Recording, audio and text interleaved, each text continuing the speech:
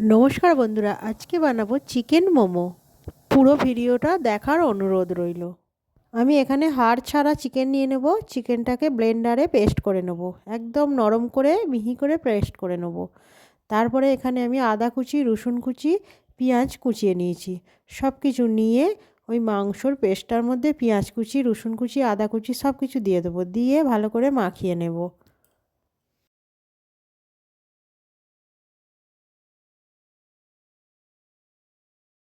লবণ, ধনিয়ার গুঁড়ো, লঙ্কার গুঁড়ো, চিনি আর একটু সোয়া সস দিয়ে দেবো। দিয়ে ভালো করে চামচ করে আবারও মাখিয়ে নেব।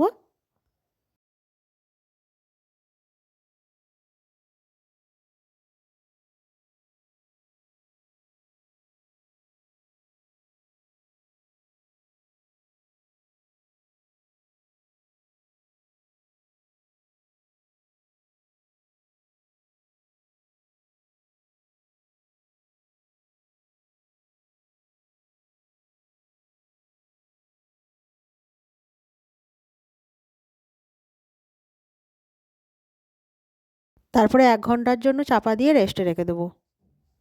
তারপরে এখানে আমি মোমো দিয়ে খাওয়ার জন্য এখানে একটা টমেটোর চাটনি বানিয়ে নেব। আমি এখানে টমেটো, শুকনো লঙ্কা আর রসুন কোয়া একটু সেদ্ধ করে নিয়েছি হালকা করে। তারপরে সেটাকে ব্লেন্ডারে পেস্ট করে নেব। পেস্ট করে নিয়ে কড়ায় ঢেলে সেটাকে একটু ফোটাতে শুরু করব। তাতে দিয়ে দেবো স্বাদ মতো লবণ, চিনি, সোয়া সস দিয়ে ভালো করে ফুটিয়ে নেব। ফুটিয়ে নিলেই চাটনিটা রেডি হয়ে যাবে।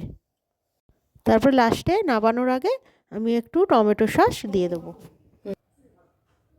তারপরে এখানে আমি একটু ময়দা মেখে নেবো।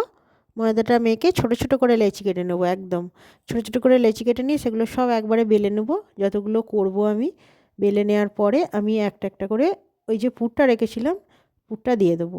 দিয়ে তারপরে যে যেমন ডিজাইন করে মুড়তে পারেন, আমি এরকম করে মুড়েছি।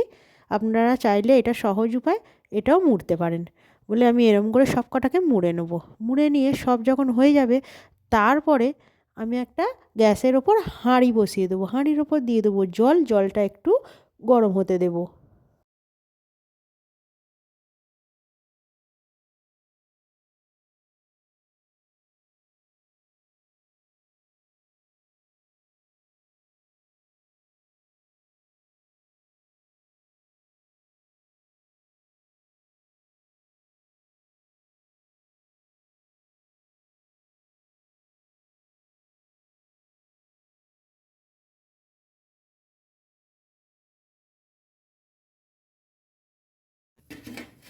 তারপর আমি এখানে একটা পিঠে ঝাঁঝরি নিয়ে নিয়েছি। ঝাঁঝরিটার উপরে একটু তেল বুলিয়ে নেবো।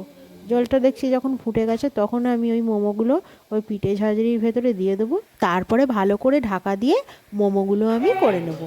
আমার মোমো তাহলেই রেডি হয়ে যাবে।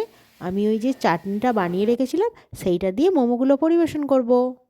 আমার রেসিপিগুলো যদি আপনাদের ভালো লেগে থাকে একটুও, তাহলে আমার পাশে থেকে আমাকে সাপোর্ট করবেন। আর ভালো লাগলে অবশ্যই কমেন্টে জানাবেন কেমন হয়েছে। আবারও দেখা হবে পরের ভিডিওয়। টাটা।